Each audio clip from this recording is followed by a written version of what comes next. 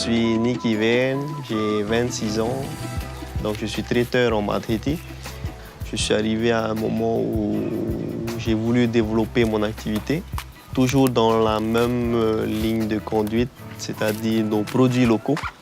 J'ai décidé de commercialiser le mitihoué et l'eau de coco.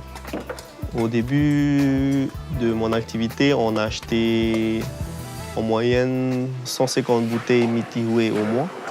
Aujourd'hui, avec la production que l'on fait, on est autonome et on livre en magasin plus de 1000 bouteilles au mois.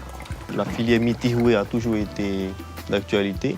Mais la filière eau de coco, je pense qu'il y a vraiment du potentiel sur ce marché. Derrière ce produit-là, le mitihoué ou l'eau de coco, tu as le propriétaire des cocotiers, tu as le grimpeur, la famille du grimpeur, tu as les familles des garçons qui sont là à débourrer, ceux qui extraient la chair, les piqueurs de chevrettes.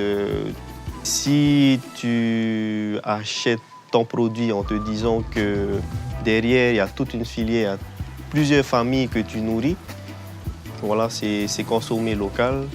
Pour moi, c'est pas cher. Il faut être fier de nos produits. Et moi, je suis fier de ma commune, fier de notre histoire. Et quand tu sais d'où tu viens, tu sais où tu vas.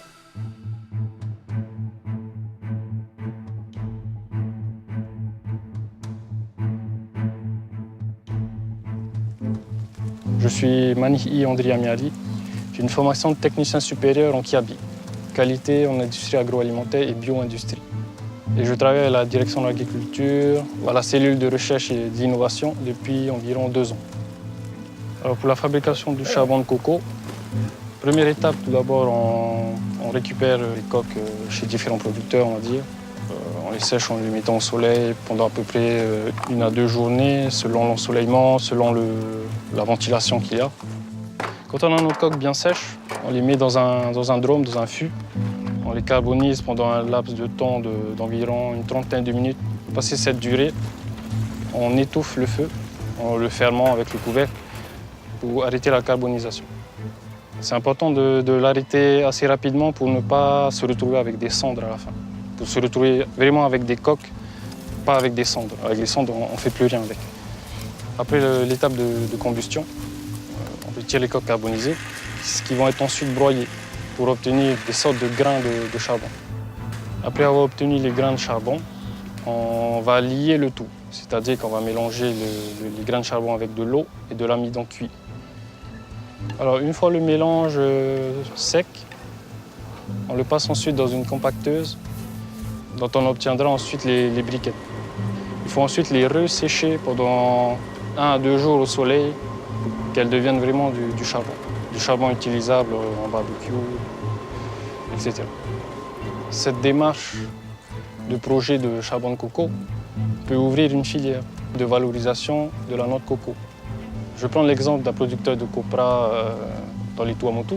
Au lieu de jeter ses coques vides, il pourrait les valoriser en faisant du charbon, par exemple. C'est que du plus, c'est que de la valeur ajoutée. Au lieu de les laisser en déchets, ces coques-là, on peut les transformer en charbon.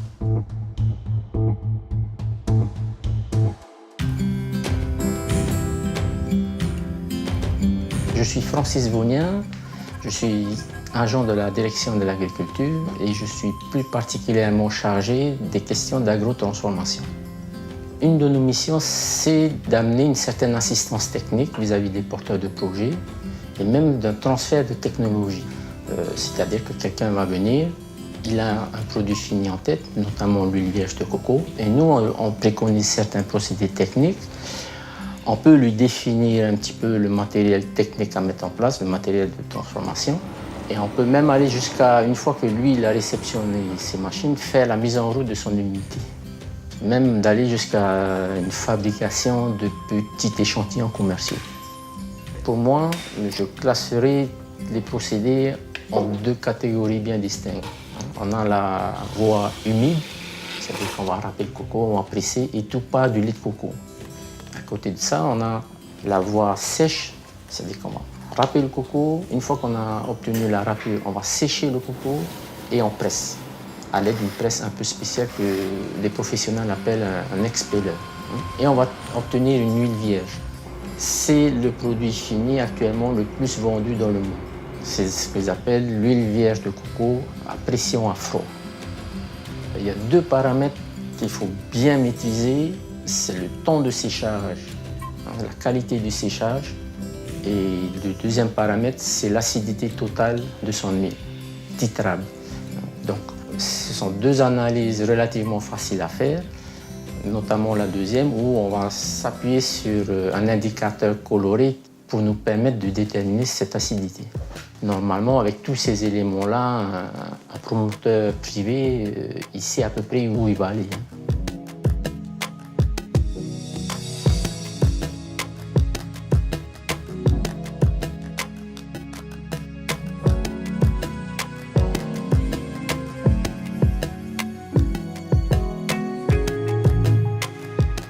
Manger local, C'est bon pour moi. C'est bon pour mon Fénois.